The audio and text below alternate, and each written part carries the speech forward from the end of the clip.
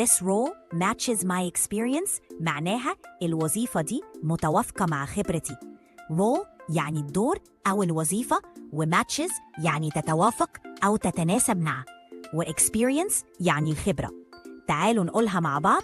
This role matches my experience. البديل الأول This position suits my background.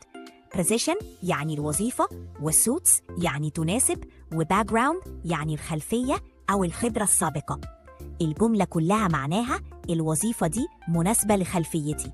تعالوا نقولها This position suits my background. البديل الثاني It fits my skill set. It يعني هي، وfits يعني تتناسب أو تلائم، وskill set يعني مجموعة المهارات. الجملة معناها الوظيفة دي متناسبة مع المهارات اللي عندي. تعالوا نقولها It fits my skill set. كل الجمل دي بتوضح إن الوظيفة مناسبة لخبرتك أو مهاراتك. لو عجبك اللي سمعته ولسه عايز تعرف جمل أكتر وتطور إنجليزيتك بطلاقة، تابع باقي الحلقة على قناتنا ساندوتش إنجليزي على يوتيوب. تابع معانا الفيديوهات كل يوم، ووعد مننا هنخليك تتكلم بطلاقة.